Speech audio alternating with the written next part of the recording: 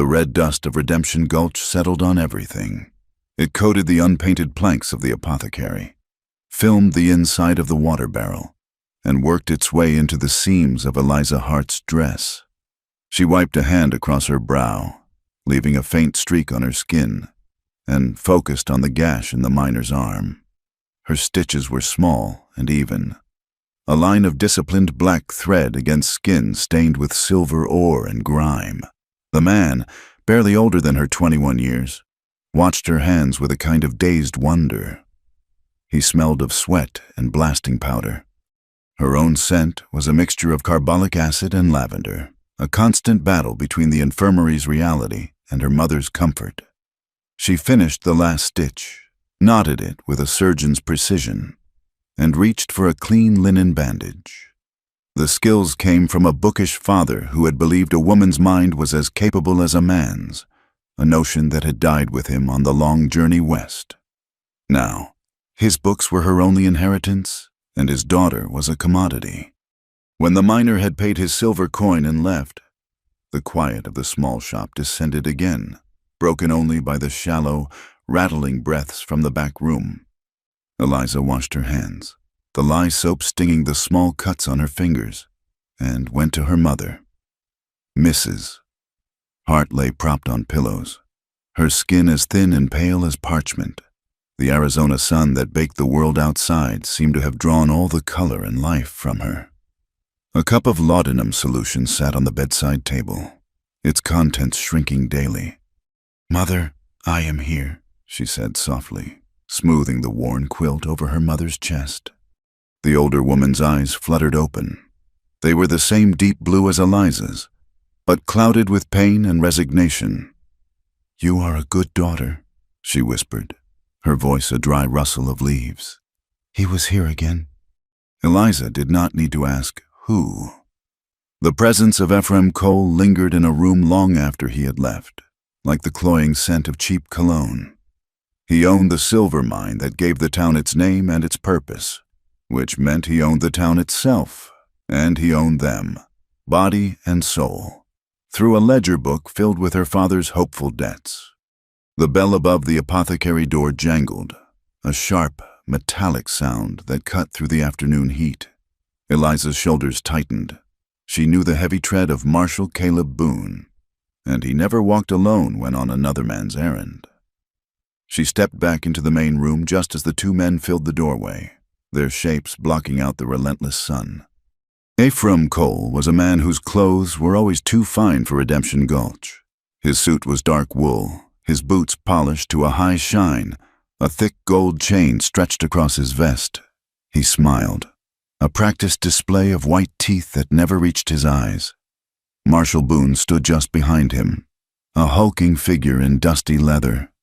His face was a landscape of grim lines, and the star on his chest was as dull as his gaze. He rested a hand on the butt of his pistol. It was not a threat. It was a statement of fact. "Miss Hart," Cole said, his voice smooth as oiled machinery, "I trust your mother is comfortable." "As comfortable as can be expected," Eliza replied, her voice level. She stood behind the counter, a barrier of oak and glass jars filled with herbs. "I have come to discuss our arrangement, a matter of business, and, if I may be so bold, of affection." He slid a folded document onto the counter. "A marriage contract. Your mother has already given her blessing. It is the most sensible solution. The debt is cleared, your mother's care is assured, and you, my dear, will have a place of honor in this town. My mother is not well. She would agree to anything that she thinks will secure my future." Eliza did not look at the paper.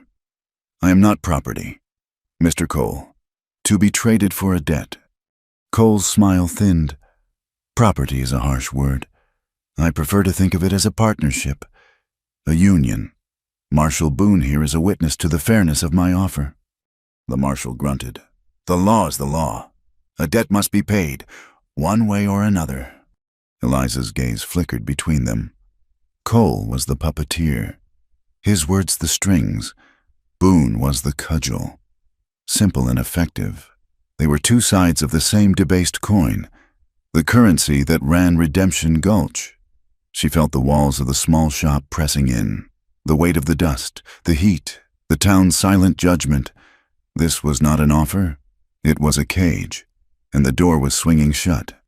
"I will need time to consider," she said, the words tasting like ash in her mouth. "Of course," Cole said, magnanimously, "but do not take too long. My patience, unlike my silver veins, is not inexhaustible." He tipped his hat and turned, Boone following him out into the blinding street. The bell jangled again, a mocking little laugh.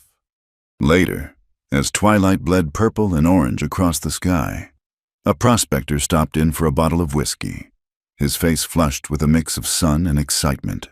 He spoke of tracks found near the old mission springs. "Apache," he said, his voice low and conspiratorial. "A whole band of them, moving silent as ghosts. They say the army is spread too thin chasing rumors in the north." The word spread through the town like a fever. Men gathered at the saloon, their talk growing louder and uglier with every drink. The blacksmith began sharpening axes that were not meant for timber. Fear was a commodity more valuable than silver in Redemption Gulch, and Marshal Boone was happy to trade in it. He spoke of protecting the town, of civilizing the frontier, of making a stand. His words were a drumbeat of hatred, and the men marched to it. Eliza heard it all from the shadows of the apothecary, the sounds drifting through the open window. They were afraid of a people they did not know, yet she was terrified of the men she saw every day. The Apache were a distant threat, a phantom in the hills. Ephraim Cole and Caleb Boone were the monsters at her door. That night, the wind rose. It began as a whisper, a sigh across the desert floor, then grew into a mournful howl that rattled the window panes. Dust began to seep through the cracks in the walls, a fine red powder that tasted of grit and distance. A sandstorm, the desert's occasional, violent attempt to wipe the slate clean. Eliza stood over her mother's bed. The woman was asleep, her breathing eased by a dose of laudanum, a wave of guilt, so powerful it almost brought her to her knees, washed over Eliza. To leave her was a betrayal. To stay was a surrender of the soul. She looked at her mother's face, etched with worry, even in sleep, and knew that the greatest gift she could give her was not her presence, but her freedom. To stay and be crushed under Cole's thumb would be to let her father's legacy, the belief in her spirit, die completely. Her decision, when it came, was not a lightning strike of courage, but a quiet, desperate hardening of her will. She moved with a silent purpose that surprised her. From a loose floorboard beneath her cot, she retrieved the small leather pouch containing her meager savings. She packed a canvas satchel with a canteen, a block of dried jerky, and 2 of her father's most precious books, a surgeon's field manual and a detailed text on the botany of the territory. They were her tools, her only real weapons, from the shop. She took the heavy ledger book containing records of all the medicines and supplies sold to the coal mining company, a small, foolish piece of leverage she could not bear to leave behind. The wind shrieked outside, a wild chorus of liberation and terror.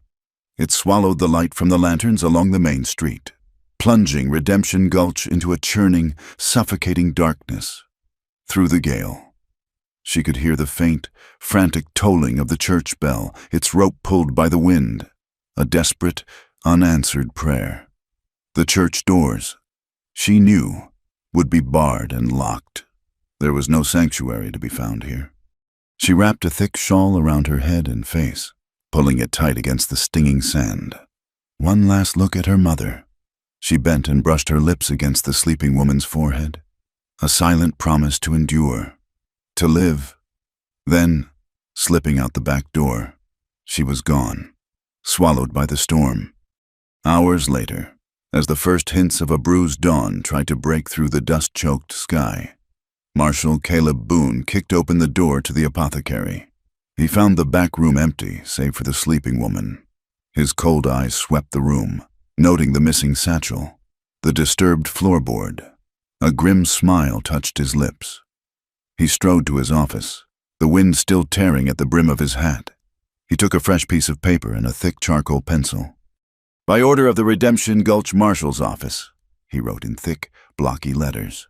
"One Eliza Hart, fugitive, absconded from lawful obligations, wanted for theft." He did not specify what she had stolen. He did not need to. In his world, she had stolen herself.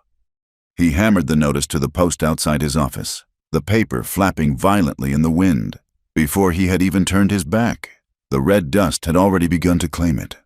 The sandstorm had scoured the world, leaving it raw and exposed. When the wind finally died, Eliza Hart was left in a landscape of stunning brutality. The sun, a merciless white disk in a pale sky, hammered down on the red earth. Her flight from Redemption Gulch, a desperate act of will in the churning darkness, now seemed like a fool's errand. The storm had covered her tracks, but it had also erased the world she knew, replacing it with an endless, shimmering expanse of rock and sand. Her canteen, which had felt so heavy and full of promise, was now terrifyingly light. She had sipped at the water, rationing it with a discipline born of fear, but the heat stole the moisture from her body faster than she could replace it. Her lips were cracked, her tongue a thick, foreign object in her mouth. The town, with its dust and its malice, was a memory. The desert was the immediate enemy, a silent, patient predator. She followed what she thought was the memory of a game trail, a faint depression in the earth, but it soon vanished into a maze of cracked rock and thorny scrub. Panic, cold and sharp, pricked at the edges of her exhaustion. She had traded a cage of iron for a cage of heat and light. She stumbled forward, her vision blurring, the weight of the canvas satchel pulling at her shoulder. The books inside, her father's legacy, felt like lead weights dragging her down into the thirsty earth. Her wandering led her into an arroyo, a deep, dry channel carved by the violent memory of water. Its sandy bottom offered easier walking than the rocky plain above, and she followed its winding path, clinging to the foolish hope that it might lead to a spring. But the arroyo only coiled deeper into the desiccated land. The high, crumbling banks blocked any breeze and seemed to reflect the sun's glare, trapping her in an oven of her own making. She fell. It was not a dramatic collapse, but a simple, clumsy giving way of her knees. The sand was hot against her cheek. She tried to push herself up, but her limbs felt disconnected, her will frayed to a single, thin thread. The sun beat on her back. The thread snapped. Darkness rushed in, a welcome relief from the blinding light.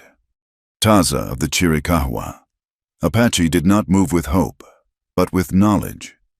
He knew this land not as an enemy, but as a difficult truth. He moved through it with a quiet economy of motion, his moccasins making little sound on the rock. He was not looking for the woman. He was tracking the shod horse of the man with the metal star, the one they called Boone.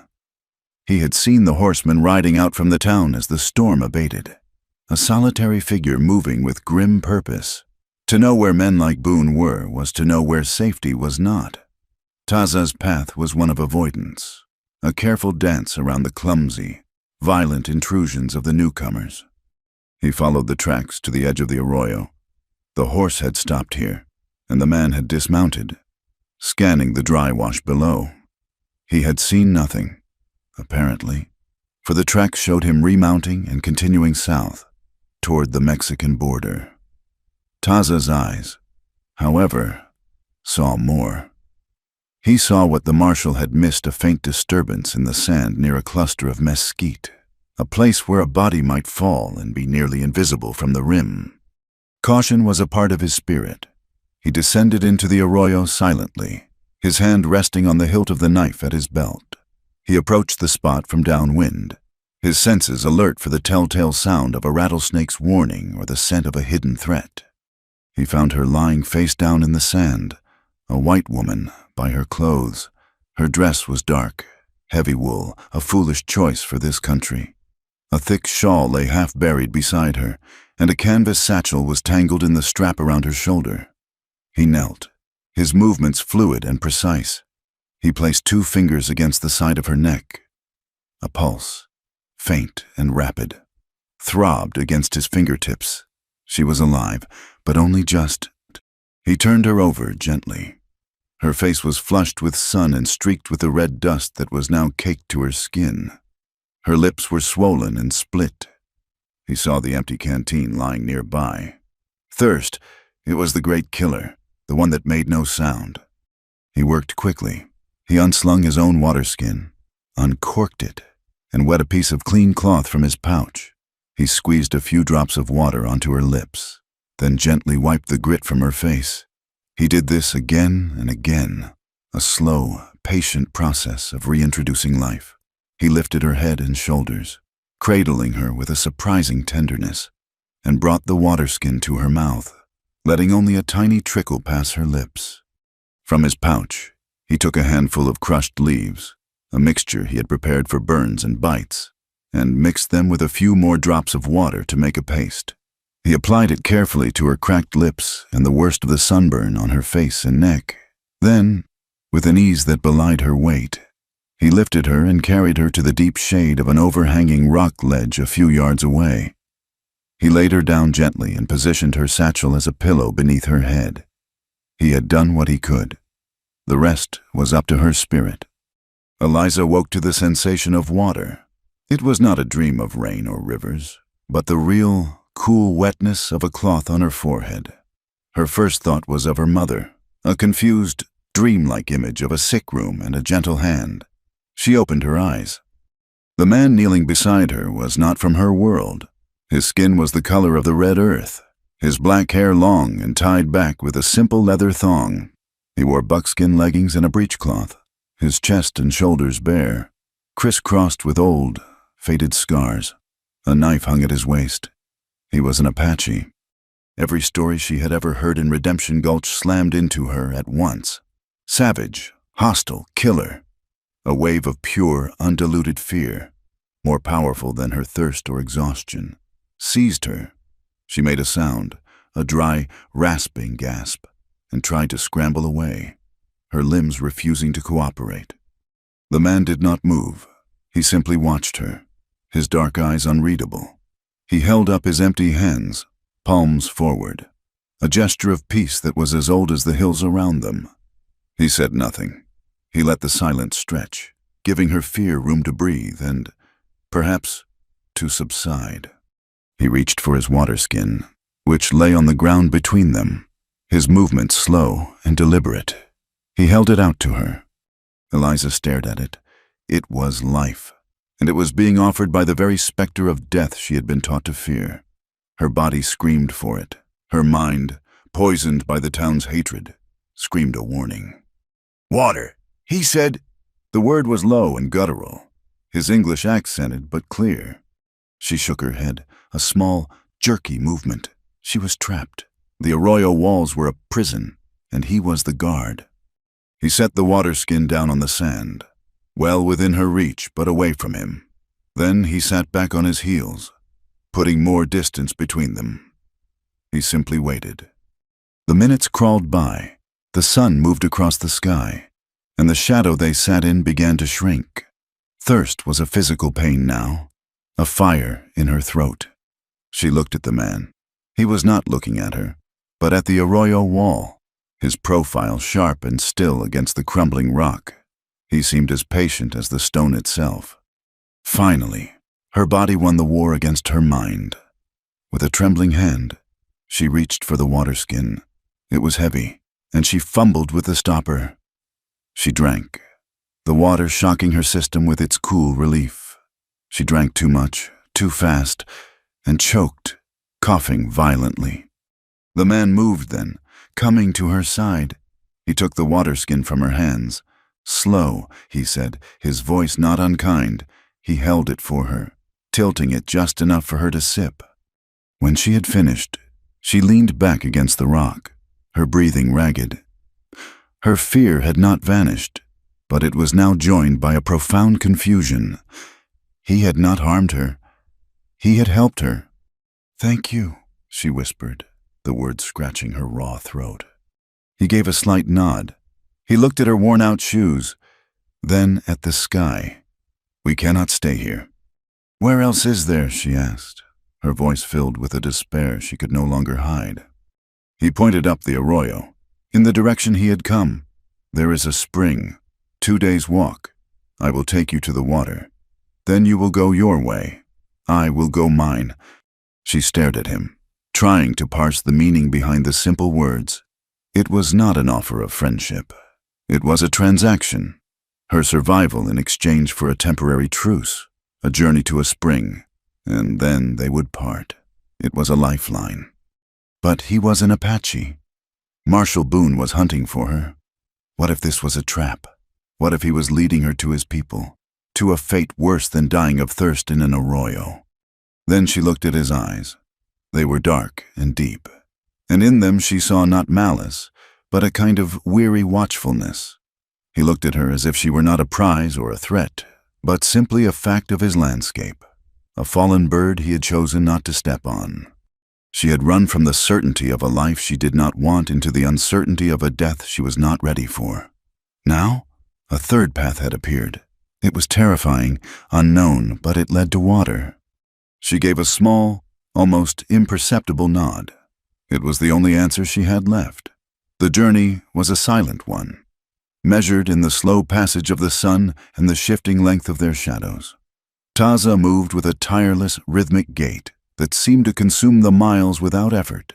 He was a part of the landscape, his moccasins leaving barely a whisper on the sun-baked earth. Eliza followed, a small, dark figure against the vastness of the red rock and pale sky. Her town shoes, sturdy and sensible in Redemption Gulch, were instruments of torture here, rubbing her heels raw and offering little purchase on the loose shale. She walked in a haze of pain and determination. Every step was a small victory against the screaming protest of her muscles. He never seemed to look back, yet he always paused just as she reached the limits of her endurance, stopping in the sliver of shade cast by a towering rock formation or a gnarled, ancient juniper. He would uncap his water skin and offer it to her without a word. She would drink, hand it back, and they would continue. It was a communication stripped down to the bare essentials of survival water, shade, and the unspoken agreement to keep moving. She learned to read his stillness. A slight tilt of his head meant the presence of a hawk circling high above. A brief pause where he seemed to be tasting the air meant a change in the weather was coming. He walked around a patch of seemingly empty ground, and a moment later she heard the dry, terrifying rattle of a snake she had not seen. He was her guide, her protector, and her captor, all at once. The fear she had felt in the arroyo had not vanished, but it had changed, evolving into a tense, watchful curiosity. He was nothing like the monsters from the town stories. He was simply a man, and the land was his home. On the afternoon of the second day, he stopped at the top of a rocky incline and pointed. Below them, nestled in a deep crease in the earth, was a slash of impossible green. It was a narrow canyon, hidden from the open plain, where a line of cottonwood trees and thick willows traced a path she could not see. The air that drifted up to them was cooler, carrying the faintest scent of damp earth. "Water," he said, the single word a promise. They descended into the canyon, and the world changed. The oppressive heat of the desert gave way to a cool, shaded quiet. The sound of their footsteps was muffled by a carpet of fallen leaves. And then she heard it, the low, musical murmur of moving water. The spring was not a gushing fountain, but a gentle seeping from a fissure in the rock wall. It collected in a series of clear, shallow pools, spilling from one to the next before disappearing into the sandy soil.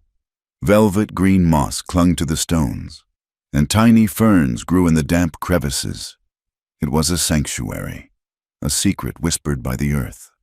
Eliza dropped her satchel and knelt by the first pool. Plunging her hands into the cool water, she splashed it on her face, washing away the layers of dust and sweat, the feeling so exquisite it was almost painful. Taza watched her for a moment, his expression unreadable. "Rest here," he said. He took a small, tightly woven basket from his pack. I will find plants. For your feet." He turned and walked away, his form disappearing into the thick willows downstream, leaving her completely alone for the first time since he had found her. The silence he left behind was profound. For 2 days, his presence had been a constant, a focal point for her fear and her hope. Now, there was only the sound of the water and the rustle of the leaves in the gentle breeze. She was filthy. The grime of the journey felt like a second skin, a layer of desperation and flight she longed to shed. A feverish heat still radiated from her body, a lingering effect of her time in the sun. The pool before her was clear and inviting, deep enough in the middle to sit in. A flush of shame, hot and immediate, rose in her. To disrobe, even here in this hidden place, felt like a transgression. It was an idea so foreign, so deeply ingrained in her by a lifetime of modesty and grim propriety, that her hands trembled at the thought. But the need to be clean, to be whole again, was a more powerful force. This was not Redemption Gulch. There were no prying eyes, no judgmental whispers. There was only the sun filtering through the leaves, the cool water, and the ancient, silent rocks. This was a baptism she needed to perform for herself. Slowly, her fingers clumsy and stiff, she unbuttoned her dress. She slipped it off, followed by her chemise and petticoats, folding them neatly on a flat, sun-warmed rock. Clad only in the cool air, she stepped into the pool. The water was a cool benediction. It soothed her sunburned skin and aching muscles. She sank down until it reached her shoulders. The relief so profound, she closed her eyes and let out a long, shuddering breath. She washed her hair, scrubbing away the grit and the fear. She was washing away Ephraim Cole's leering smile, Marshall Boone's cold contempt, the suffocating dust of a life that was not her own. Here, in this secret water, she was just Eliza, a woman reclaiming her own body from the world. Taza moved with the quiet purpose of a man who knew what he was looking for. He found a patch of broad-leafed plantain for her blistered feet and, further on, a healthy stand of yarrow. Its feathery leaves and clustered white flowers were good for fever and for cleaning wounds. He gathered a handful, crushing a few leaves between his fingers to release their pungent, medicinal scent. Satisfied, he turned back toward the spring. He followed the sound of the water, stepping through the willows into the small clearing, and then he saw her. He froze, a statue carved from the red rock. The yarrow clutched in his hand. She was in the pool, her back to him, her wet hair a dark curtain against the pale skin of her shoulders. The water lapped gently around her. The sunlight filtering through the cottonwood leaves dappled her skin with shifting patterns of light and shadow. His breath caught in his throat. It was a sight of such unexpected, startling beauty that it struck him with the force of a physical blow. He had seen women, of course. He had known love and loss. But this was different. She was a creature of another world, fragile and yet resilient, and here in this wild, sacred place, she was revealed. The moment lasted no longer than a heartbeat. Discipline, as ingrained in him as the instinct to breathe, took over. He turned his back so swiftly, it was as if he had been struck, his moccasins making no sound on the soft earth. He stared blindly at the rock wall of the canyon, his heart hammering against his ribs. "I am sorry," he said, his voice low and tight. The English words felt inadequate, clumsy. He followed them with a string of soft, guttural words in his own tongue. A more formal, more profound apology that she could not understand, but whose tone of deep regret was unmistakable. Eliza's head snapped up at the sound of his voice. A wave of cold dread washed over her, followed instantly by a hot, furious blush of shame. She scrambled to cover herself with her arms, her heart pounding with a wild, panicked rhythm. Her first instinct was to scream, to curse him. But he had not lingered. He had not stared. He had turned his back. She had heard the apology in his voice, the genuine shock and remorse. She peeked over her shoulder. He was still standing there, his back ramrod straight, a rigid figure of profound respect. Slowly, the panic subsided, replaced by a dawning, revolutionary thought. She thought of Ephraim Cole, whose eyes always felt like a trespass, a violation that stripped her bare and assessed her worth. She thought of Marshall Boone, whose gaze was a brand, a mark of ownership and contempt. If either of them had found her like this, they would have feasted on her vulnerability. They would have considered it their right. This man, this stranger, this Apache who was supposedly a savage, had shown her a courtesy more profound than any she had known from the so-called civilized men of her own race. He had seen her, and he had turned away. He had apologized. A new understanding settled over her, a truth that resonated deep in her soul. An Apache found the virgin bathing by mistake. His eyes claimed what his hands only dared to dream. The word claimed was not about possession. It was about recognition, an involuntary acknowledgement of beauty that his honor, his very being, would not allow him to defile. It was the vast, unbridgeable gulf between protection and ownership. In that single, fleeting moment, he had given her a gift she had never received before, the gift of her own sanctity. Her shame dissolved, replaced by a strange, new feeling. It was not fear, it was a kind of quiet awe. She stood up, the water sluicing from her body, and calmly reached for her clothes. When she was dressed and her hair was combed through with her fingers, she spoke, her voice steady. "You can turn around now." Taza turned slowly. He did not look at her face, but at the ground between them. He held out the yarrow. "For the fever," he said. "Thank you." She took the herbs, their fingers brushing for a fraction of a second. A spark, small and warm, passed between them. It was a recognition of the moment that had just passed, of the boundary that had been crossed and then immediately, respectfully, redrawn. "We need rules," she said, the words coming to her with a sudden clarity. He looked up then, meeting her gaze. His eyes were dark and serious. "Yes."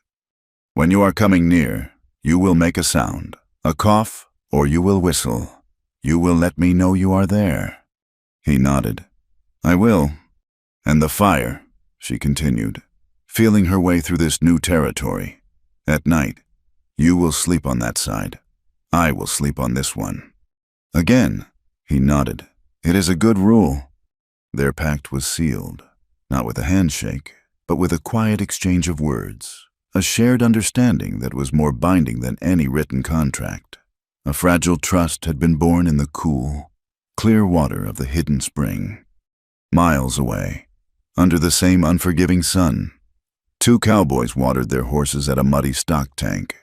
One of them unfolded a crumpled piece of paper he had gotten from a freighter just outside of Redemption Gulch. "Look at this," he said, nudging his partner with an elbow. "Marshall Boone's offering a reward." The other man squinted at the paper. "For that Hart girl, the one who works at the apothecary, what'd she do? Steal some laudanum. Says here she absconded and theft $100. His eyes scanned the bottom of the notice. $50 if she is brought back rough. He let out a low whistle. For $50, a man might not be too careful about how rough he gets. He folded the paper and tucked it into his saddlebag. $100 was a fortune. It was enough to make a man look very hard as he rode through the canyons. The nights in the canyon were as profound as the days were brilliant. The sky became a spill of cold, distant stars, and the air grew thin and sharp. They built their fire in a deep recess of the rock, a natural chimney that drew the smoke upwards and dissipated it so the small, flickering light was invisible from the canyon rim. It was a circle of warmth in a vast, indifferent darkness. They had settled into a routine dictated by the land and their own unspoken pact. The silence between them was no longer the tense, watchful quiet of the first days, but something more comfortable. A shared space that did not need to be filled with noise, but it was a silence that held questions. Tonight, Eliza broke it. She had been watching the firelight play across the old scars on his chest and arms. They were a map of a life she could not imagine. "Who gave you those?" she asked softly, her voice barely a whisper above the crackle of the dry juniper wood. He looked up from the arrow he was straightening, his dark eyes meeting hers across the flames. He did not seem surprised by the question. "A soldier's bayonet," he said, his voice flat, touching a long, pale line that ran across his ribs. "And this," he gestured to a series of smaller, puckered marks on his shoulder. "A fall from a horse when I was a boy." He paused. Then his fingers traced a faint, jagged scar near his heart. This was from a Ute arrow. Eliza winced in sympathy. She thought of the clean gashes she stitched in the apothecary, the predictable wounds of mining and brawling. His were the wounds of a different world, a world of open warfare and survival. "My older brother was with me when I got this one," Taza said, his gaze distant, fixed on a memory only he could see in the flames. "He was faster than me, stronger." He pulled the arrow out. "He carried me for 2 days. He saved my life." What happened to him? The question was out before she could stop it. It felt too personal, a trespass on a sacred grief. He looked at her, and for the first time, she saw a flicker of raw pain in his eyes. "Soldiers," he said. "They came to our camp near the Gila River. Not a war party. It was a raid on women and old men. My brother was there, visiting. He died trying to give them time to run." The simple, unadorned words carried more weight than any dramatic telling could have. Eliza felt a hollow ache in her own chest. The faceless phantom Apache from the town's stories had a name, a brother, a history. He was not a symbol of fear. He was a man who had lost everything. "That is why you stay away," she said, "understanding now. Why you track men like Boone." He nodded slowly. "There is no honor in fighting ghosts. The soldiers fight an idea, not a people. They see us, but they do not see us. To survive, we must be the ones who see. That is all that is left." The fire crackled, filling the new silence. Now it was her turn. It was the law of the campfire, an unspoken exchange of truth for truth. "I ran from a man named Ephraim Cole," she began, her voice quiet but steady. "He owns the mine. My father. He was a good man, a learned man. He was a doctor, but he was not a businessman. He thought he could find his fortune in the silver, and all he found was debt. When he died, the debt became my mother's, and then mine." The story spilled out of her, the years of quiet desperation and suffocating obligation. She told him of her mother's illness, of Cole's cloying advances that slowly tightened into a noose. She spoke of the marriage contract, the final, unendurable insult. "He wants to own me," she finished, the words tasting bitter. "Just like he owns the mine, and the saloon, and the law. Marshal Boone is just his hound on a leash. I would rather die out here than be his property." Taza listened without interruption, his face a still mask in the firelight. When she was done, he said nothing for a long time.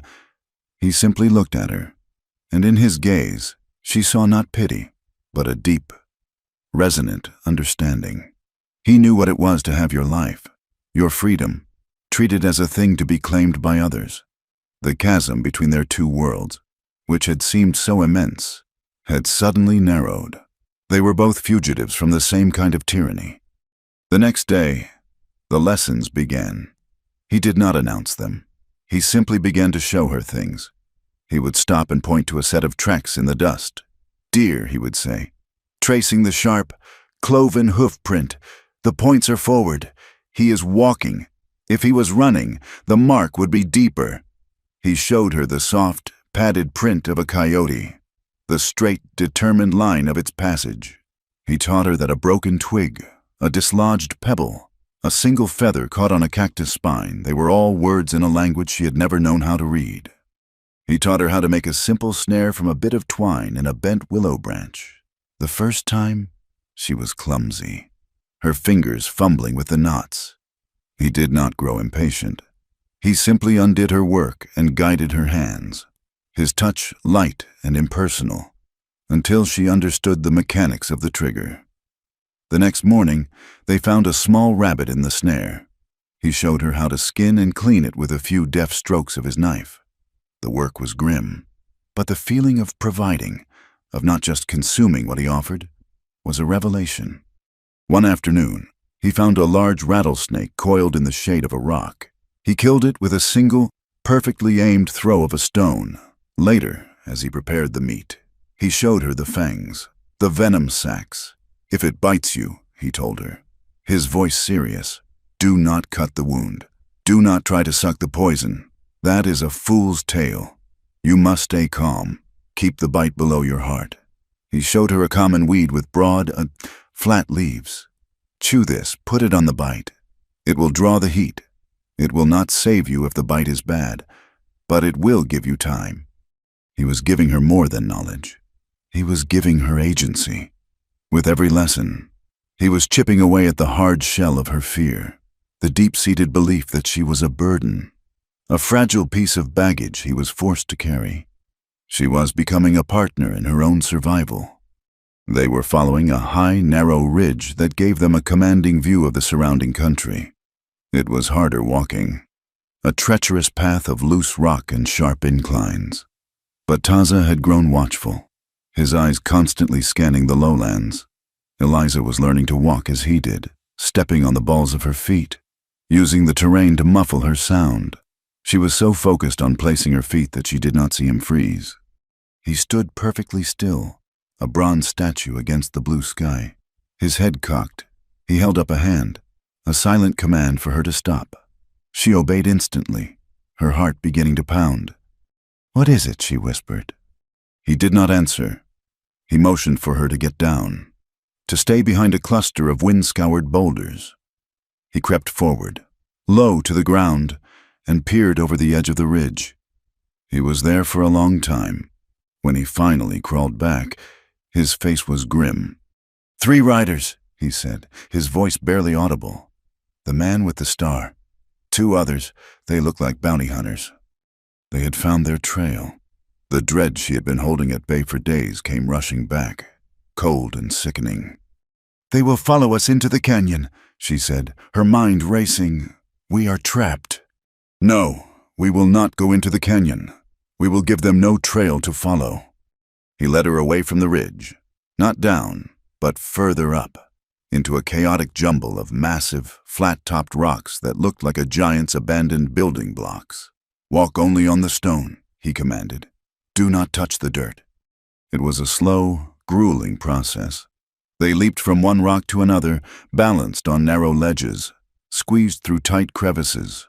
Her town shoes, already in tatters, offered no grip on the smooth, sun-warmed stone. Her breath came in ragged gasps, her legs shaking with the strain, but she did not complain.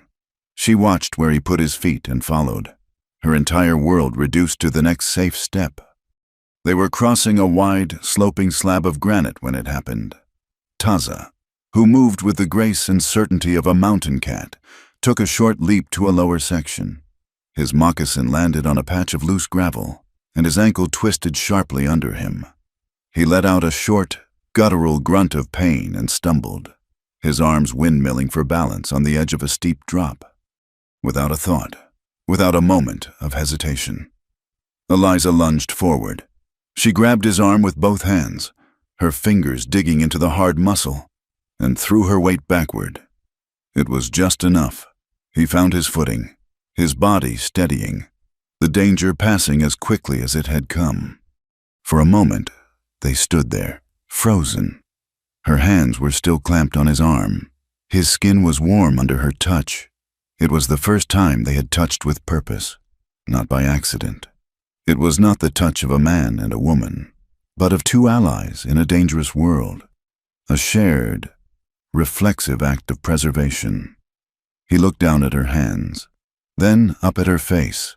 His dark eyes held a new light, a flicker of surprise and something else, something she could not name. It might have been respect. "Thank you," he said, his voice low. She let go of his arm, a sudden warmth flooding her cheeks. The feeling of being a liability, a piece of helpless freight, vanished in that moment. burned away by the simple, powerful act of giving support instead of just receiving it. She was not a burden. She was necessary. He tested his ankle, his face tight with pain, but he could put weight on it. They found shelter for the night in a shallow cave, a wind-hollowed scoop in the side of a cliff face. From their perch, they could see for miles across the darkening landscape. The bounty hunters were down there somewhere, a hidden poison in the vast beauty of the land. But up here, for now, they were safe. They sat in a comfortable silence, watching the stars emerge. Two small figures who had found an unlikely strength in each other, their separate paths now inextricably joined. The guilt was a constant companion, a quiet ache that the beauty of the wilderness could not erase. Every sunrise, Eliza Hart thought of her mother waking up alone, every night, as she sat by the small, hidden fire. She pictured the empty room in the back of the apothecary. Taza had given her the skills to survive, but he could not give her peace. The wound of her departure was clean, a necessary amputation, but it festered with worry. "I have to go back," she said one evening, the words breaking the comfortable silence between them. Her voice was flat with a resolve that had been hardening for days. Taza looked up from the sinew he was preparing. He did not ask why. He saw the answer in the tense line of her jaw, in the haunted look in her eyes. "It is a trap," he said simply. "They will be watching." "I know, but I have to know if she is all right. I will not go into the town proper, just to the edge. The back window of her room looks out onto the alley. I can be in and out before anyone knows I was there. It is a fool's risk." The words, though true, stung. "I am not a fool. I am a daughter. My mother is sick and alone. I left her.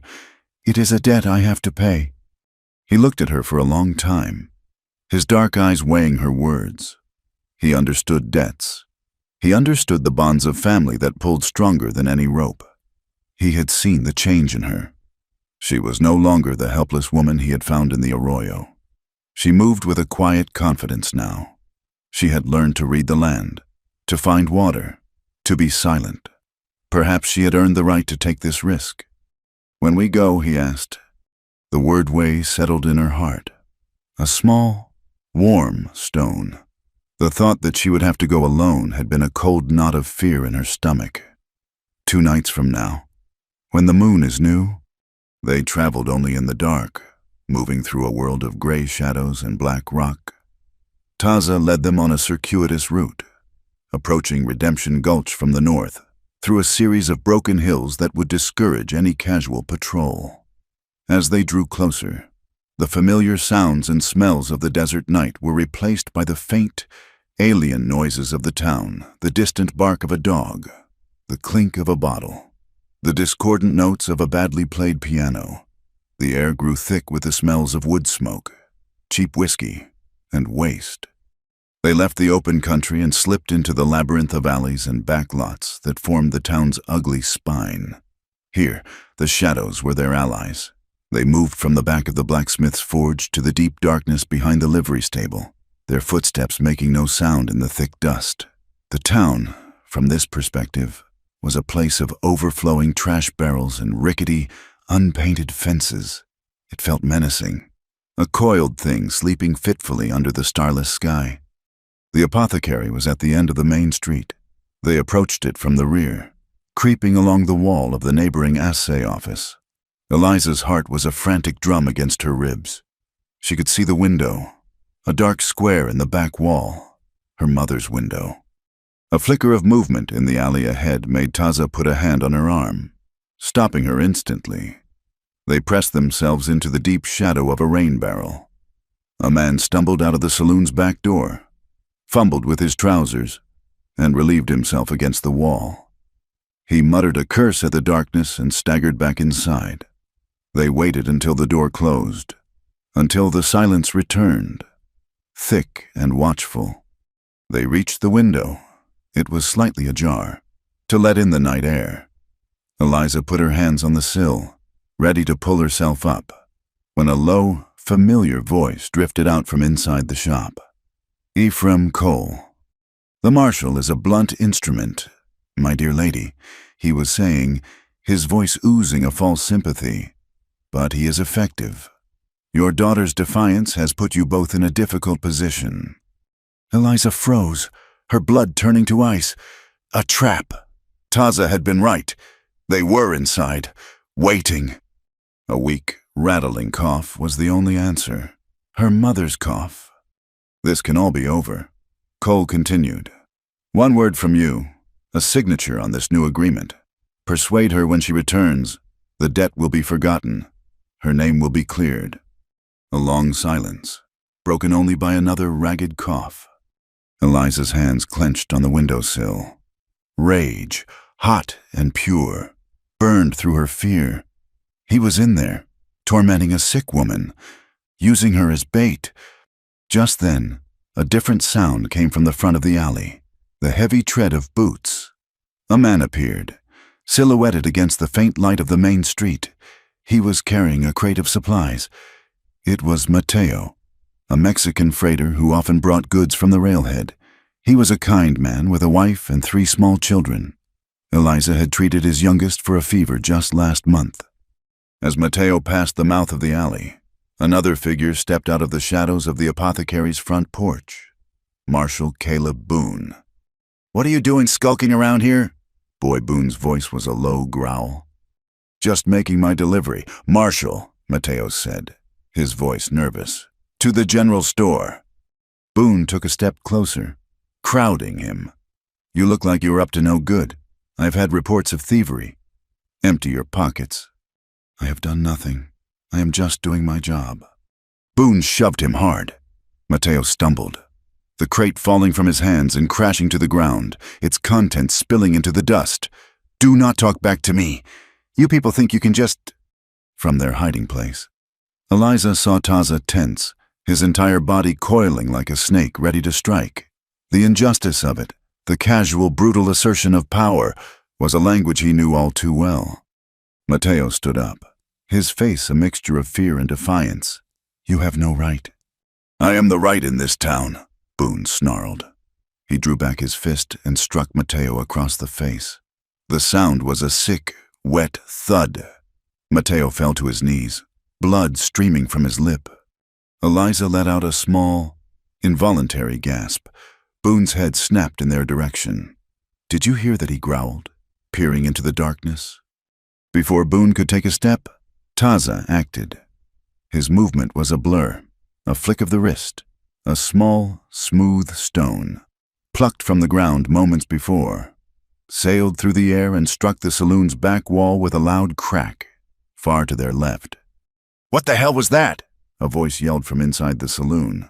The door burst open, spilling yellow light and angry men into the alley. The distraction was all Mateo needed. He scrambled to his feet and ran, disappearing into the darkness at the other end of the alley. In the ensuing confusion, with Boone trying to control the drunken men from the saloon, another voice came from the apothecary. It was Ephraim Cole, his voice sharp with anger. "You clumsy oaf," he hissed at Boone from the doorway. "I had her. She was at the window. You and your thuggery have ruined it." "I did not see anyone," Boone grumbled, shoving one of the drunks back toward the saloon. "She was there." Cole's voice was venomous. "All for nothing. After all the trouble I went to. After her mother nearly paid it all off with that useless scrap of paper for that worthless plot of land. I should have just burned the deed when she gave it to me. Now I have to hope the old woman keeps her mouth shut about it." The words struck Eliza with the force of a physical blow. Her mother had paid with the last thing they owned. A small parcel of land her father had bought years ago, a place he had dreamed of building a real house on. And Cole had taken it, hidden the payment, and continued to press his claim. He had lied. He had cheated them. The law, in the form of Marshal Boone, had been his weapon. Boone finally dispersed the crowd and stomped back toward the apothecary. "The whole town is on edge because of that Apache devil you said was out there." "A necessary fiction." "Boone," Cole said, his voice dripping with contempt. "Fear keeps people in line. Now the girl has heard us. We have lost our advantage." They went back inside, and the door closed. The alley was quiet again, save for the distant, mocking piano. Eliza leaned against the rough wall of the building, her body trembling not with fear, but with a rage so cold and clear it felt like a piece of ice had formed in her heart. She was no longer a victim running from a vague threat. She was a woman who had been cheated, whose family had been wronged. The fight was no longer about her freedom. It was about justice. Taza touched her arm gently. "We have to go, now." She looked at him, her eyes dark and hard in the faint light. "He hid the payment," she whispered. "The proof is in his records, in his office." Taza understood immediately. The hunt had changed. The prey had decided to become the hunter. They slipped away, melting back into the shadows they had come from. They did not speak until they were miles out of town, safe again in the clean, silent dark of the open country. "He has a safe in his office," Eliza said, her voice stripped of all emotion. "A big, black iron one. The ledger book with the record of my mother's payment will be in it, along with the deed to her land." Taza looked at her, at the determined set of her jaw. What was a desperate flight had now become a calculated campaign. She was no longer running away from Redemption Gulch. She was planning her return. The sky began to curdle 2 days later. The air grew heavy and still, charged with a strange, yellow light. Taza scanned the horizon, his nostrils flaring as if he could taste the coming storm. Clouds the color of bruises were massing on the western peaks, building into a towering wall that promised violence. "This is our chance," he said, his voice a low rumble. "When the sky breaks, the town will look to its roofs, not its alleys. The noise will be our cover." They had spent the time planning, their conversation a quiet, focused exchange of knowledge. Eliza described the layout of the mining company office, the position of Cole's desk, the window in the back that was often left unlocked. Taza devised the diversion, a simple but effective plan to draw attention to the opposite end of town at the critical moment. He had fashioned a noisemaker from a dried gourd filled with pebbles. When thrown against a tin roof, the sound would be sharp and startling, an unnatural clatter in the chaos of the storm. As dusk fell, the first drops of rain began to fall, fat and heavy, kicking up little explosions of dust. The wind began to sigh, then moan, whipping through the canyons. They made their way toward the town, moving under the cover of the growing storm. By the time they reached the outskirts, the rain was a steady, hissing downpour. Then came the hail. It started small, like pebbles thrown against the window panes. Within minutes, the stones were the size of acorns, then walnuts. They hammered down with a deafening, percussive fury, a relentless drumming that drowned out all other sound. The tin roofs of Redemption Gulch roared like they were under assault from 1,000 hammers. "Now," Taza yelled over the din, pressing a small, sharp rock into her hand. "For the window latch. If it is stuck, I will be at the livery. When you hear the gourd, you will have only moments. Be swift." He squeezed her shoulder, a brief, firm gesture of solidarity. And then he was gone, a ghost melting into the gray, churning chaos of the storm. Eliza ran, her head down, the hailstone stinging her scalp and shoulders through her shawl. She kept to the deepest shadows, her tattered shoes slipping in the mud that was already forming in the alleyways. She reached the back of the mining office, her breath coming in ragged, painful gasps. The window was dark. With trembling fingers, she pushed at the frame. It was locked. Panic, cold and sharp, seized her. She fumbled with the rock Taza had given her, its sharp edges biting into her palm. She was about to try and force the latch when she heard a loud, sharp rattle from the far end of town, a sound distinct even in the storm's cacophony, Taza's signal. A moment later, she heard shouting from the main street, the sound of men running toward the livery. Adrenaline surged through her. There was no time for finesse. She raised the rock and brought it down hard on the small pane of glass near the latch. The glass shattered with a sound that was swallowed by the hail. She reached through the jagged opening, heedless of the glass that sliced at her wrist, and fumbled with the lock. It turned. She slid the window up and scrambled inside, landing in a crouch on the floor of Ephraim Cole's office. The room was dark, smelling of stale cigar smoke and leather. The hail hammered on the roof, a sound that was even louder from inside. She could see the hulking shape of the iron safe against one wall, a black monster guarding its secrets. But her eyes were drawn to the desk. In his arrogance, in his haste to take shelter from the storm, Cole had left a stack of papers on the polished surface. She moved to the desk, her heart pounding. There it was, the thick, leather-bound ledger, its spine stamped with the words Cole Mining Company, and beneath it, a single folded document. She picked it up. It was the marriage contract, its cruel words of ownership and transfer made even more obscene by the elegant, flowing script. She did not need to read it. She could feel the evil of it in the very fiber of the paper. She shoved the contract and the heavy ledger into her canvas satchel, as she did. Her arm brushed against a small, ornate bell on the edge of the desk. A thin, almost invisible wire ran from it, down the leg of the desk, and across the floor to the door. A silent alarm. Her stomach plunged.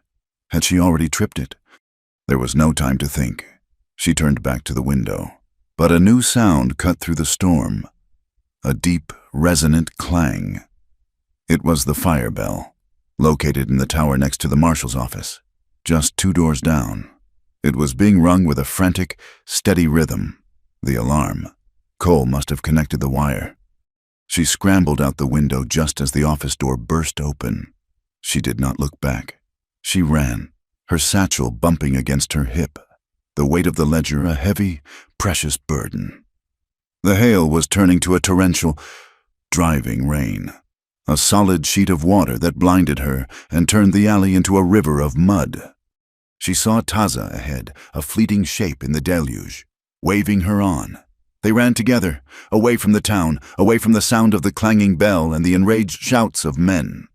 They did not head for the high country, but for a deep arroyo that cut through the plains, a place that would offer a direct route away from their pursuers. Behind them, Marshal Boone burst out of the office, his face a mask of fury. He saw the 2 figures disappearing into the storm. He fired his pistol, the shot a flat, useless crack in the overwhelming noise of the rain. He grabbed 2 men from the street. They are heading for the wash. Get horses. The arroyo, which had been a dry, sandy channel just an hour before, was now a raging torrent.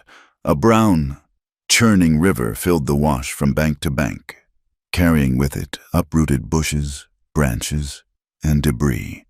The rain had turned the gentle slopes of the surrounding land into a funnel, pouring all its fury into this single, violent channel.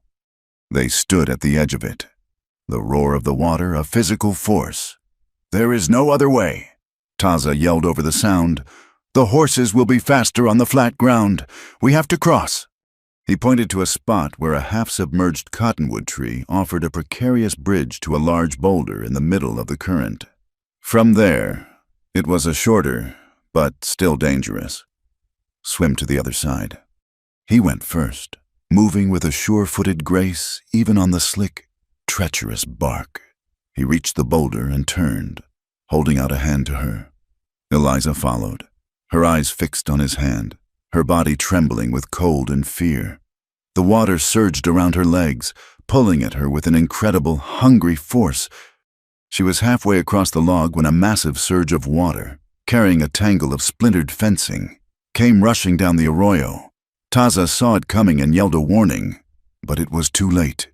The debris slammed into the log, and he was thrown into the torrent. His head struck a submerged rock with a sickening crack.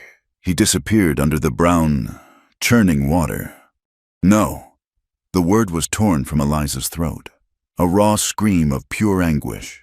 She saw him surface, his face pale, a dark line of blood matting his wet hair. He was conscious, but dazed, struggling weakly against the current that was sweeping him downstream. In that moment, there was no thought. There was only a single, burning certainty she would not lose him. She leaped from the log into the icy, violent water. The shock of it stole her breath. The current grabbed her, tumbling her over and over. She fought her way to the surface, gasping for air, her eyes scanning the water frantically. She saw him, his movements sluggish, being pulled toward the main, most violent part of the channel. She swam with a strength she did not know she possessed, her arms and legs pumping, her mind focused on that single point. She reached him, grabbed the front of his buckskin shirt, and held on. He was a dead weight, his body limp, his eyes barely open. "Pull, Eliza, pull!" she screamed at herself, her voice lost in the roar of the flood. She kicked her legs, pulling him with her, fighting the current, angling for the far bank. Her lungs burned, her muscles screamed.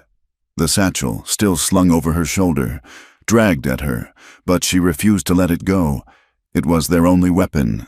The reason for all of this? Her feet touched mud. She had made it. With a final, desperate surge of strength, she dragged Taza out of the water and up the slick, muddy bank, collapsing beside him, her body shaking uncontrollably, her lungs heaving. He was alive. His breathing was shallow, and the cut on his head was bleeding freely. But he was alive. The roles had been reversed. The protector had become the one in need of protection. They could not stay there. Boone and his men would be searching both banks of the wash. She half lifted, half dragged Taza away from the river, into a maze of dark, volcanic rock. She remembered him showing her a place like this, a hollow tube formed by ancient lava flows, a cave.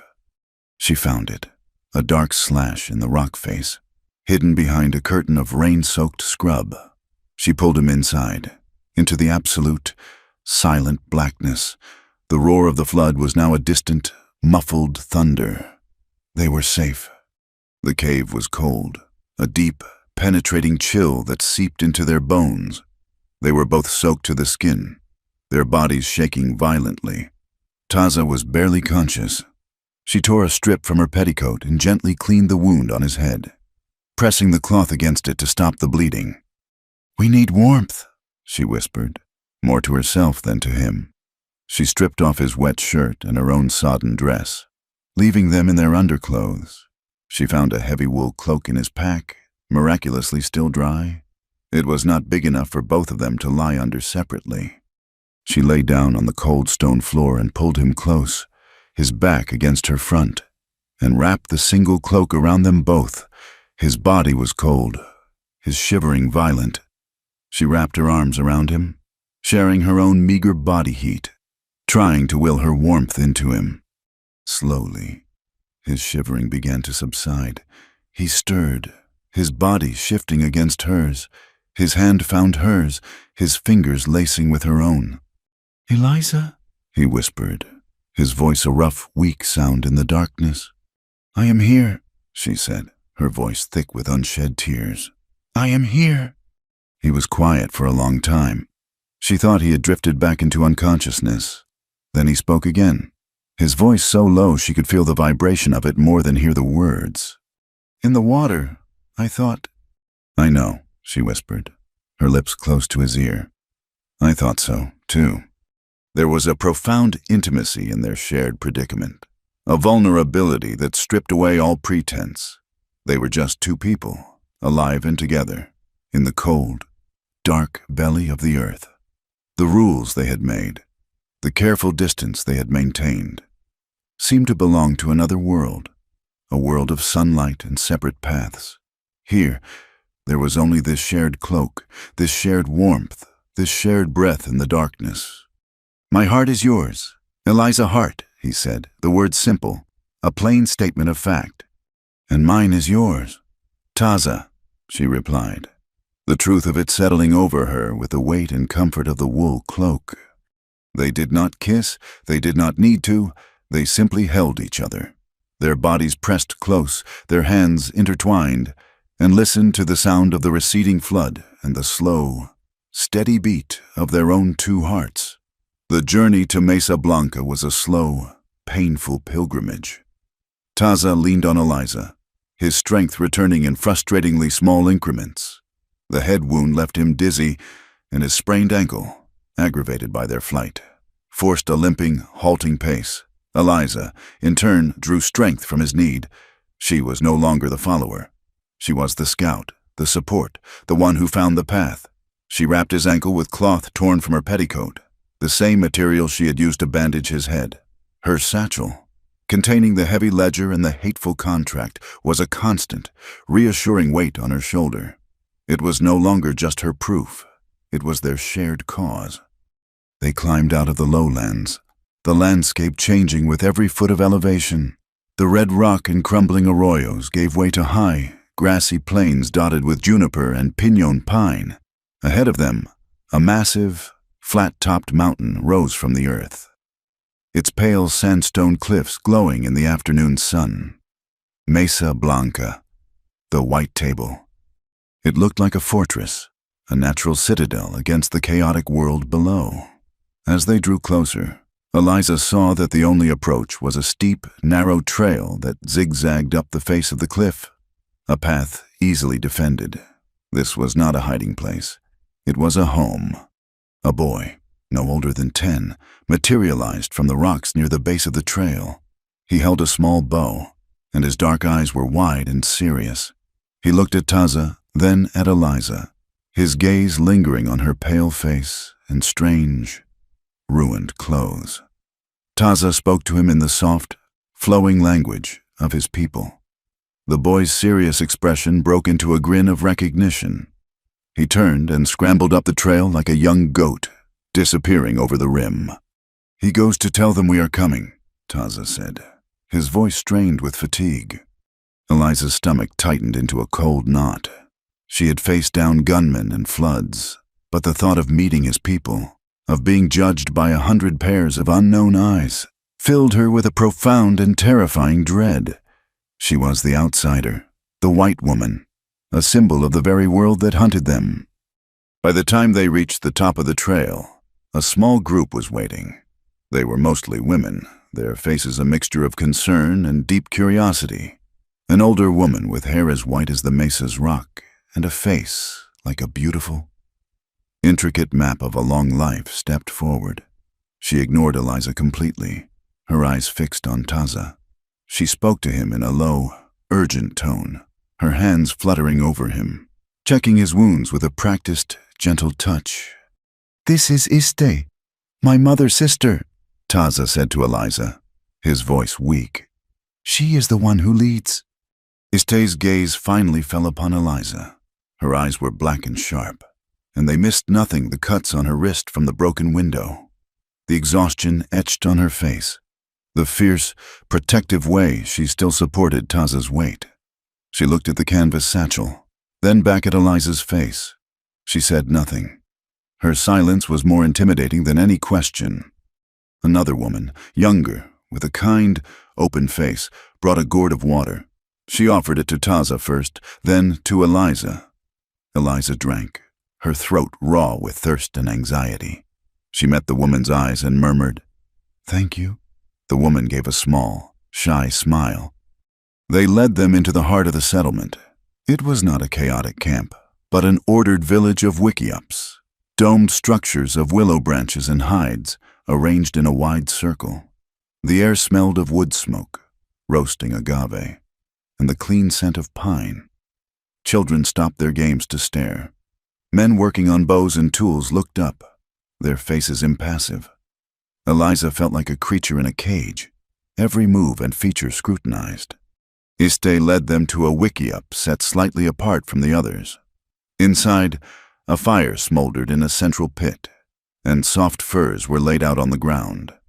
She gestured for Taza to lie down, then turned her full attention to Eliza. She spoke, her voice calm but firm, and the younger woman who had given them water translated. "She asks why you are here. The woman, whose name was Nalin, said, she asks why my cousin brings a white woman to our home." Before Eliza could answer, Taza spoke from the furs, his voice stronger now. "She saved my life, twice. She is my heart. We come seeking counsel." Iste listened, her expression unchanging, but a new light flickered in her dark eyes. She looked from Taza to Eliza, and then she nodded slowly. She pointed to a bowl of water and some clean cloths. Then to Taza's head, a command. Eliza understood. She was being tested. She knelt beside Taza, her movements calm and efficient. She washed the wound, her touch as gentle and practiced as Iste's had been. She examined it for signs of infection, her mind clicking through the pages of her father's medical books. She saw Iste watching her hands, her focus, her lack of hesitation. From her satchel, she took a small tin of salve she had made herself from yarrow and pine sap. She applied a thin layer to the cut before rebandaging it with a fresh cloth Nalin provided. When she was finished, Iste grunted, a sound of what might have been approval. She spoke to Nalin again. She says you have the hands of a healer. My father was a doctor, Eliza replied. He taught me. Iste then gestured for Eliza to sit. A bowl of warm pinole, a savory cornmeal mush, was placed in her hands. It was the most delicious thing she had ever tasted. As she ate, she was given her first task. Nalin handed her a pair of Taza's moccasins. One of the soles had been torn by the sharp rocks. She was given an awl and a length of sinew. The message was clear: if you are to stay, you must contribute. She worked, her fingers clumsy at first, but she was a quick study. The other women, seeing her quiet determination, slowly began to relax their guard. They showed her how to soften the leather, how to make the stitches small and tight. Through Nalin, they asked her questions, not about the world outside, but about her skills. Could she set a broken bone? Did she know the remedies for a child's fever? Her knowledge was her currency here, a bridge between her world and theirs. She was not just Taza's woman. She was a person with a valuable purpose. That evening, the Council of Elders convened. They gathered in the open, around a large, slow-burning fire. It was not just the old men. Iste sat in a place of honor, as did several other older women. Taza, leaning on a walking stick, told the story of their flight, of the ambush at the apothecary, of the stolen ledger. When he was finished, all eyes turned to Eliza. It was her turn. She stood, her heart pounding, and took the ledger and the marriage contract from her satchel. She did not speak of fear or of her own feelings. She spoke with the cold, clear anger that had sustained her since that night in the alley. She laid out the facts of the debt, of her mother's payment, of Cole's deliberate fraud. She explained how he used the law as a weapon and the marshal as his fist. She held up the ledger. "This is the proof," she said, her voice carrying in the still night air. "This is his lie, written in his own hand. He is a thief who wears a suit and a cheat who calls himself a man of business. He will not stop with me. A man with this kind of greed will not stop until he has consumed everything." She finished and sat down, her body trembling with the release of so much pent-up rage and truth. A long silence fell over the circle. The elders murmured among themselves. Finally, an old man with a face like a dried apple spoke, his voice raspy with age. Iste translated his words herself this time, her English slow and deliberate. "He says this man Cole has broken the law of his own people. A debt that is paid is finished. A promise made must be honored. This is a matter of justice." Another elder spoke. "We cannot fight the White Town. It will bring the soldiers. We have seen too much of that." "There is a way," Iste said, her gaze sweeping the circle before settling on Eliza. "A way without blood. We will send a rider, a messenger. He will carry this book. He will give it to the man Cole. He will tell him that the people of the White Table know his crime. He will tell him to cancel the debt, to return the land, and to leave the woman and her mother in peace. If he does this, the book will be his. If he does not, the book will be sent to the great chief of the soldiers." It was a brilliant, simple plan. It used their enemy's own system of law against him, threatening exposure not to the town, but to a higher authority that might be investigating men like Cole already. It was a demand for justice, not a declaration of war. The council agreed. A young, swift rider was chosen. He would leave at dawn. A sense of relief settled over the camp. a feeling that a crisis had been met with wisdom and strength. The relief was short-lived. Just as the council was breaking up, a horseman appeared at the edge of the firelight. He was a scout from a southern band. His horse lathered in sweat, his face grim. He spoke in low, urgent tones to Iste and the elders. A shadow fell over the camp as his words spread. Nalin came to Eliza's side, her face pale. "What is it?" Eliza asked. "The scout has seen them," Nalin whispered, her voice trembling. "A dozen riders. Not soldiers, they are mixed. Mexican, Anglo, hard men. They carry new rifles. They are being led by a man who knows this country well. They were hired in the town by the man Cole. They are coming this way." The dawn came not as a light, but as a chilling, wet mist that rose from the canyons and settled over the mesa, swallowing the world in a blanket of silent, gray vapor. The village of Mesa Blanca was not asleep. The scout's warning had been a stone dropped into a still pond, and the ripples of preparation had spread through every wickiup. In the pre-dawn gloom, the community moved with a quiet, grim purpose. The children, the elderly, and the infirm were led to deep, defensible caves on the far side of the mesa. The women who remained worked, sharpening knives, preparing water skins, and gathering medicines. The men checked their weapons, their faces grim and set. There was no panic. There was only a cold, hard resolve. Eliza Hart felt a strange sense of calm settle over her. The fear was still there, a cold knot in the pit of her stomach, but it was overshadowed by a profound sense of purpose. This was no longer just her fight. Her flight from Redemption Gulch had brought this violence to a peaceful people. The ledger in her satchel felt heavier than ever, not with the weight of paper and ink, but with the weight of responsibility. Iste found her near the central fire pit, her hands clenched into fists. The old woman's eyes were sharp and clear in the flickering light. "You have the healer's gift," Iste said, her English slow but precise. "A healer's place is not in the fight, but in its wake. There is a shallow alcove in the rock, near the main trail. It is protected from above and from the front. That will be your place. Nalin will help you."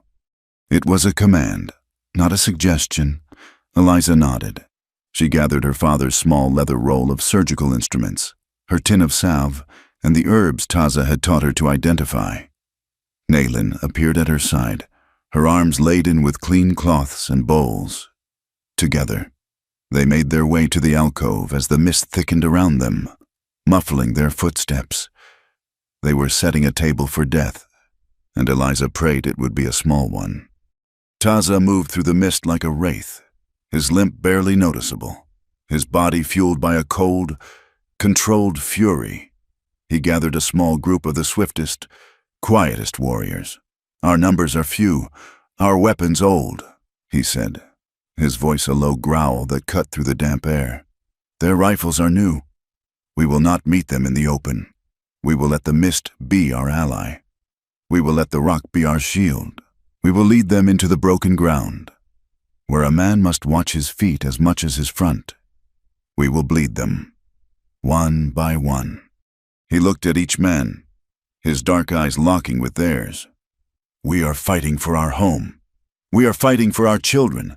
Fight with the cunning of the coyote and the heart of the eagle." The attack began with the sudden, sharp crack of a rifle, a sound that ripped through the misty silence. It was followed by another, and then a ragged volley. The mercenaries were not attempting a subtle infiltration. They were using the mist as a screen for a direct assault, confident in their superior firepower. Shouts and war cries echoed through the vapor, creating a disorienting sense of chaos. Eliza's hands began to tremble. She clasped them together, forcing them still. She laid out her father's instruments on a clean cloth, the scalpel, the probe, the suture needles, all gleaming dully in the gray light. Nalin placed a large bowl of fresh water beside her. They waited, listening to the terrifying sounds of the unseen battle. The first casualty was a young warrior named Kani. He was carried in by two others, a dark, wet stain spreading across his buckskin shirt. A bullet had torn through the fleshy part of his shoulder. Eliza's training took over, pushing the fear into a small, locked room in the back of her mind. "Lay him down, gently," she commanded, her voice steady. "Nail in. Hold the pressure here." She worked with a swift, focused intensity. She cleaned the wound, her fingers probing gently to ensure the bone was not shattered. The bullet had passed clean through. It was a blessing.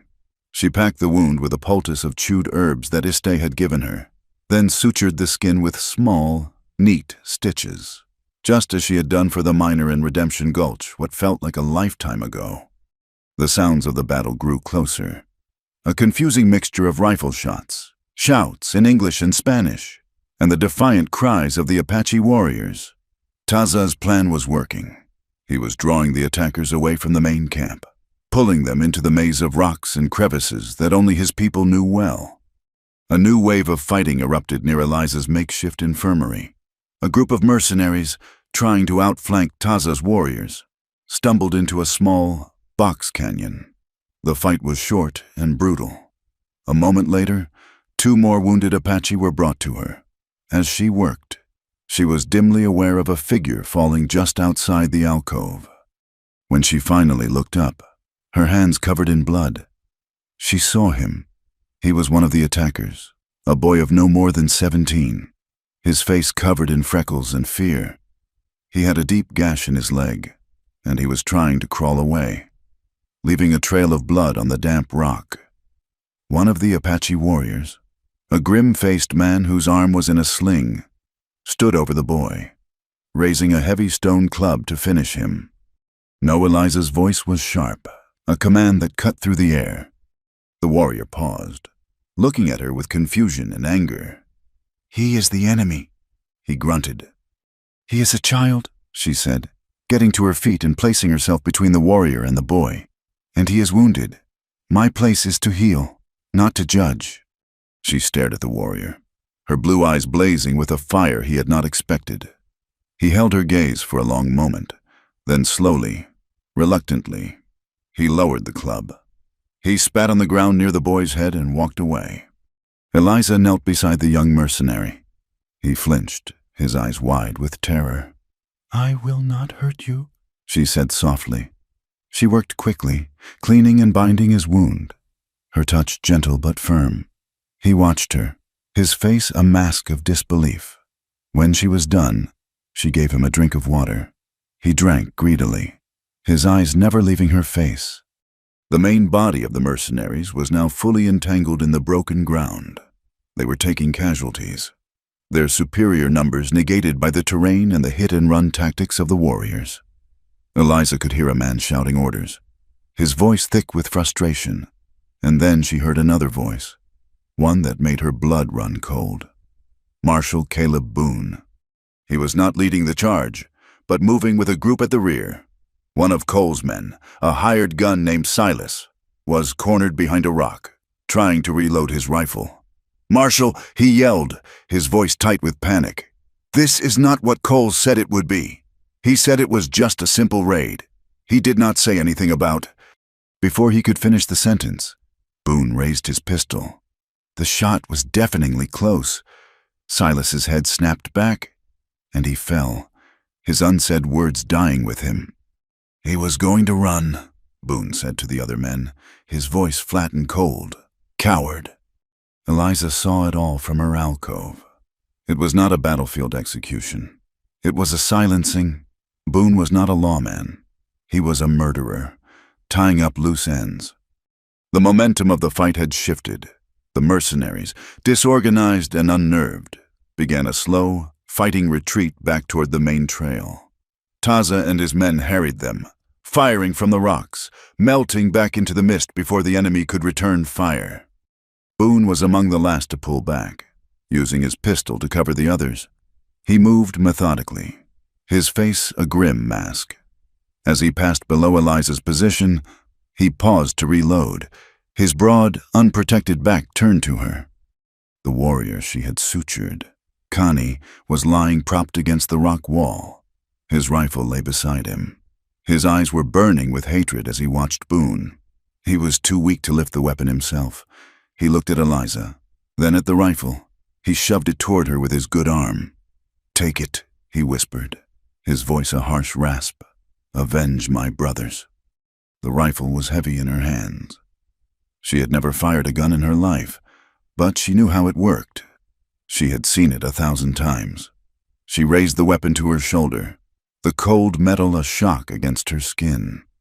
She looked down the long barrel. Caleb Boone's back filled the sight. It was a simple shot. One squeeze of the trigger, and it would all be over. The monster who had tormented her, who had threatened her mother, who had brought this battle to this peaceful place, would be gone. It would be justice. Her finger tightened on the trigger. She thought of her mother, alone and sick. She thought of Mateo, his face bloody in the alley. She thought of Silas, shot in the back by this very man. Her whole body trembled with the desire for vengeance. But then she thought of the young mercenary boy, his eyes wide with fear, and the cold, hard face of the warrior who had wanted to kill him. What was the difference between them and her? If she pulled this trigger, killing Boone in the mist would make her an assassin, not a purveyor of justice. It would make her a creature of the shadows, just like him. Justice needed the light. It needed the truth to be seen and heard by all. The ledger in her satchel was for that kind of justice. This rifle was for a different, uglier kind. With a shuddering breath, she lowered the rifle. She laid it gently on the ground beside Connie, who looked at her with utter disbelief. As the last of the mercenaries disappeared down the trail, taking their wounded with them, Taza emerged from the mist. He was covered in sweat and grime, his limp more pronounced, but he was unharmed. He saw the rifle on the ground beside Eliza. He saw the look on her face, and he saw the retreating figure of Caleb Boone, far down the trail. He understood. He looked from Boone back to her, and a slow, deep understanding filled his eyes. He did not question her. He did not need to. He simply nodded, a gesture of profound respect for a choice that was harder and braver than pulling any trigger. The mist began to burn away under the rising sun, revealing the cost of the morning's battle. Several warriors lay dead. Many more were wounded. The village had held. It had survived, but it would bear the scars of Ephraim Cole's greed for a long, long time. The message from Mesa Blanca was not a threat of war, but an invitation to judgment. It was carried by a single, unarmed rider who rode into Redemption Gulch in the broad light of day. He did not go to the marshal's office or the mining company. He went to the general store, to the blacksmith, to the saloon, and delivered the same message to all who would listen. A council will be held at the foot of the white table at noon on the third day. Come and hear the truth. Lay down your weapons and come as neighbors. Justice will be decided under the open sky. The idea was so audacious, so contrary to the cycle of violence that governed the territory, that it spread through the town like a brush fire. It was a spectacle no one was willing to miss. On the appointed day, a strange procession made its way out of Redemption Gulch. There were merchants in their Sunday best, miners blinking in the unaccustomed sunlight, their faces scrubbed clean of ore dust. Mateo the freighter was there with his wife and his oldest son, the town's free black blacksmith, a massive, quiet man named Josiah, walked with a solemn dignity. Even the saloon girls came, their bright dresses a splash of garish color against the muted tones of the desert. They came in wagons, on horseback, and on foot, as instructed. They came unarmed. Ephraim Cole and Marshal Caleb Boone arrived last, riding fine horses, their faces masks of arrogant confidence. They saw the gathering not as a tribunal, but as a foolish assembly of primitives and peasants they could easily intimidate. They were flanked by a few of the remaining hired guns, who, despite the instruction, wore their pistols openly, a clear sign of their contempt for the proceedings. The meeting place was a wide, flat plain at the base of the mesa. The people of the village were already there, seated in a wide, silent semicircle. In the center sat the council of elders, with Iste at their head. There was no bench, No courthouse, no flag. The only authority was the silent weight of the gathered people and the vast, impartial blue of the sky above. Iste rose, her small, weathered frame possessing an unshakable dignity. "We are here not to spill blood, but to find truth," she said, her voice clear and strong, carrying easily in the still air. Blood cries for more blood. The truth, once spoken, brings peace. We will hear the story of the woman, Eliza Hart. Then we will hear the story of the man, Ephraim Cole, and we will all be the judges. A path cleared, and Eliza stepped into the center of the circle. Taza stood at her side, not as her champion, but as her witness. He was unarmed, his hands loose at his sides, but his eyes, dark and watchful, missed nothing. Eliza was no longer the frightened girl who had fled into a sandstorm. She stood straight and tall, her gaze level, her voice clear and steady. She held the heavy ledger in one hand and the folded contract in the other. She did not speak of her fear, or of the long journey, or of the battle in the mist. She spoke only of facts. "This is the ledger of the coal mining company," she began, her voice ringing with a conviction that silenced the murmuring crowd. "It contains a record of a debt incurred by my father and passed to my mother. And here, on this page, it shows a payment, a final payment, made with the deed to my family's land, a payment that cleared the debt in full." She held the book open for all to see. "And this," she said, holding up the other document, "is a contract of marriage. It was offered to me by Mr. Cole after the debt was already paid. It was not an offer of affection. It was an attempt at theft, using the threat of a false debt to claim me as he would claim a horse or a piece of machinery." A low, angry murmur rippled through the townspeople. Cole's face, which had been a mask of smug amusement, began to harden. "These are just papers," he sneered, his voice loud and dismissive.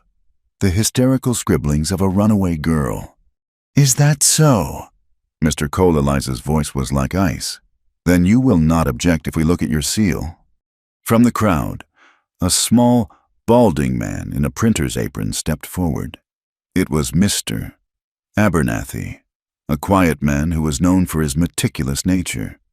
"I printed that contract myself, on Mr. Cole's orders," he said, his voice trembling slightly but firm. "And I have here the impression of the seal he uses for all his official business." He produced a piece of paper with a clear wax seal on it. He took the marriage contract from Eliza's hand and compared the two. The silence was absolute. "It is the same, Mr. Abernathy announced, his voice ringing with the finality of truth. "The seal is genuine." Then he looked at the ledger. He ran a finger down the column of figures. "I am not an accountant," he said, "but this entry, the one marked paid, it is in a different ink. It is fainter. It looks to me like someone tried to scratch it out, and then wrote over it again." The crowd erupted. The murmur became a roar of accusation. Cole's face went pale. "This is an outrage," he bellowed. "This is mob rule, Marshal. Do your duty." But Boone's authority was already crumbling. Mateo stepped forward, his lips still swollen and cut from the marshal's fist. "This man is not the law," he said, his voice shaking with a rage he had held in for too long. "He is a bully and a brute. He beat me in the street for no reason. I saw him." Josiah, the blacksmith, took a step forward. His massive arms crossed over his chest. "He took 2 of my best hammers last month," he said, his voice a deep, slow rumble. "Said it was a tax for protection. Protection from what? From him." One by one, others found their voice. A prospector accused Boone of claim jumping. A saloon owner spoke of paying bribes to avoid having his establishment shut down. The litany of petty cruelties and grand thefts washed over the marshal, stripping him of his star, of his power, of his legitimacy, until he was just a man, alone and exposed, in a circle of his own victims. Suddenly, 2 riders appeared on the horizon, approaching at a steady trot. They were not from the town or the village. They were tall, grim-faced men wearing dusty coats and carrying new model repeating rifles. They wore the badges of United States deputy marshals. The lead deputy reined in his horse, his eyes taking in the strange scene. "We have been tracking reports of corruption along the new rail line," he said, his voice carrying the weight of federal authority. "Reports of extortion and illegal seizure of property. Seems we have found what we were looking for." He looked directly at Boone. "Caleb Boone, you are under arrest for fraud, extortion, and suspicion of murder." Boone's hand went for his pistol, a last, desperate, reflexive act. But Taza was faster. He moved not with a weapon, but with his body. A blur of motion that sent Boone sprawling in the dust before his fingers could even touch the handle of his gun. The federal deputies dismounted, and in moments, the Marshal of Redemption Gulch was in manacles, his reign of terror over. The deputies then turned to Cole, their faces hard. "The evidence in that book will be of great interest to the territorial government," the lead deputy said. "For now, you will make restitution." In front of the entire assembly, under the unforgiving sun, Ephraim Cole was forced to sign a document, drafted by Mr. Abernathy on the back of a wanted poster, declaring the Hart family debt null and void, and returning the deed to their land. He was a broken man, his power built on lies and fear dissolving into the dust at his feet. As the federal deputies led Boone away, a new feeling settled over the plain. The tension and anger began to dissipate, replaced by a quiet, fragile sense of possibility. The chasm between the two communities, which had been a river of blood and mistrust, now seemed, for the first time, to be bridgeable. Iste approached Josiah, the blacksmith. "Your people know the ways of iron," she said. "Our tools are old." "And your people know the ways of water in this dry land," Josiah replied, his deep voice filled with a newfound respect. "Our wells are running low." A quiet negotiation began. It was not a treaty of governments, but a practical pact of neighbors. The people of the Mesa would show the townspeople where to find reliable springs in the high country. In exchange, Josiah would repair their tools and teach their young men the art of the forge. Eliza offered her medical knowledge, a bridge of healing for both sides. The town's general store owner offered fair trade for Apache blankets and pottery. It was a start, a single thread of cooperation in a tapestry of conflict. Taza had stood back, watching it all unfold. He had been ready to fight, to kill, to die for his people. But he had witnessed a different kind of victory. One won not with arrows and bullets, but with truth and courage. He saw the strength not of a lone warrior, but of a community, a strange, diverse, and complicated community, but a community nonetheless. He looked at Eliza, who was talking with Iste and Nalan, no longer an outsider but a vital link, a weaver of new threads. And for the first time since his brother's death, he felt the stirrings of a different kind of hope, one that was as bright and wide and open as the sky above them. The rains came, not as a violent, cleansing flood, but as a soft, steady weeping from a silver sky. The water turned the dust to dark, fragrant mud, and coaxed a faint blush of green from the dormant grasses.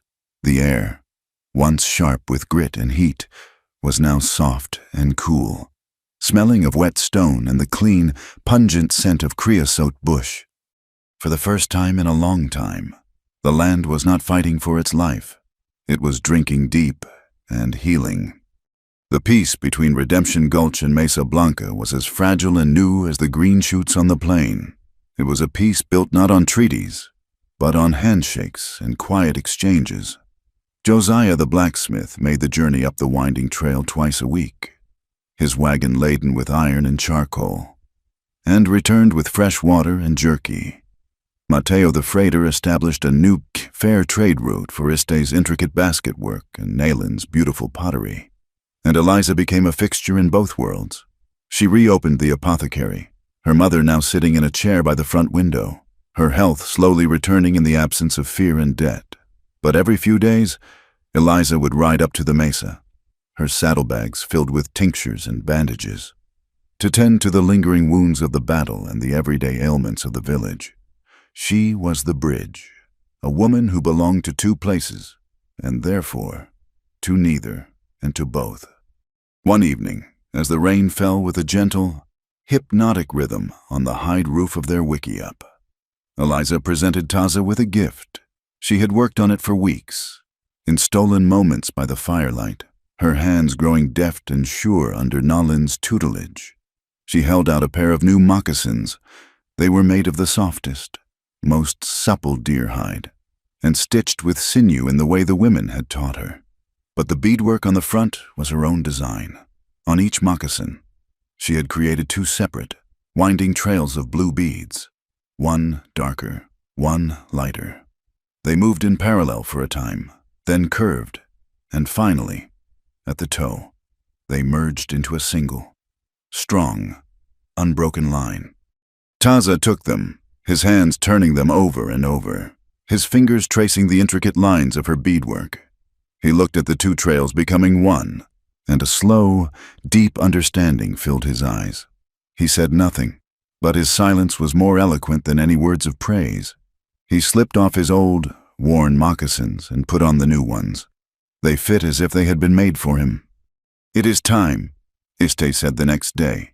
The community gathered as the sun set, the clouds breaking to reveal a sky washed in brilliant hues of orange and violet. There was no preacher, no altar, no book of rules. There was only the people, a circle of faces old and young, and a large, crackling fire that threw their dancing shadows against the ancient rocks. Eliza and Taza stood before the fire, before the elders, before their assembled family of choice. They did not exchange rings of cold metal. They exchanged gifts of the heart and hand. He gave her a beautifully carved eagle feather, a symbol of vision and freedom.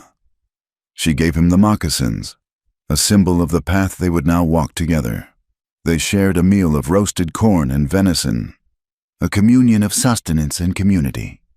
Then Eliza spoke, her voice not loud, but clear and true, carrying to every person in the circle. "I used to think freedom was a place you could run to," she said, her eyes finding Taza's in the firelight. "A destination. I have learned that it is not. Freedom is a choice you make, every single day. It is the choice to speak the truth, even when your voice shakes. It is the choice to trust, even when you have been betrayed. And it is the choice to love, not by holding on, but by letting go, by giving the person you love the space to be who they are. Today, I choose this path, I choose this family, I choose this man." They made their vows not to a distant God, but to each other. Their words, simple promises spoken into the sacred quiet, to protect, to honor, to listen, to be true. When it was over, there was no grand pronouncement, only the quiet murmur of approval from the elders and the warm, welcoming smiles of their friends. Later, in the quiet solitude of their wickiup, the low fire cast a warm, golden glow on the hide walls. The gentle sound of the rain was a soft lullaby. For the first time, the careful boundaries they had built around themselves, the rules of the fire and the unspoken distances, no longer seemed necessary. They were husband and wife, but the lessons of their journey had been learned too deeply to be forgotten. He reached out, his hand gently tracing the line of her jaw. His touch was not one of possession, but of reverence. It was a question. She leaned into his hand, her eyes closing for a moment, her answer a silent offering of trust. He slowly, gently, began to unbutton her dress. At each button, he paused, his dark eyes searching hers, asking for permission. And at each pause, she gave a small, almost imperceptible nod. Yes. When they lay together on the soft furs, wrapped in the warmth of the fire and the shared cloak of their promises, their coming together was not a storm of passion, but a quiet, healing rain. It was a slow, tender exploration, a conversation spoken in the language of touch. It was the touch of a healer, mending the wounds of the past. It was the touch of a warrior, offering a place of absolute safety. It was a mending, a joining, a final, quiet whisper of two souls who had been lost, and who had, against all odds, found their way home in each other. The future they planned was not a grand dream, but a practical and necessary thing, like a well-dug and dry country. With her mother's help, Eliza would run the apothecary in town, but she and Taza would also build a small outpost, a trading post and infirmary, on the plain between the mesa and the town. It would be a neutral ground, a place of medicine and commerce, built of adobe bricks and Apache resilience. It would be a new kind of place, for a new kind of peace. One afternoon, as the rainy season was just beginning to wane, they rode out together on the high mesa. The world below was a patchwork of shadow and light as the clouds drifted across the sun. In the distance, a dark curtain of rain was sweeping across the plains, a moving wall of life giving water. The air was clean and cool, filled with the promise of a future that would not be easy, but would be their own. Taza reached across the space between their horses and took her hand. His grasp was strong and sure. Eliza looked at their joined hands, then at the vast, open land before them, a land of harsh beauty and hard-won hope. She had run from a cage, only to find that true freedom was not in the running, but in the choosing of who you stood beside to face the coming storm. Thank you for being part of our story today. We would love for you to comment with where you are listening from so we can all connect. And please subscribe to our channel Wild West Tales, like the video, and press the hype button to help this story reach more listeners.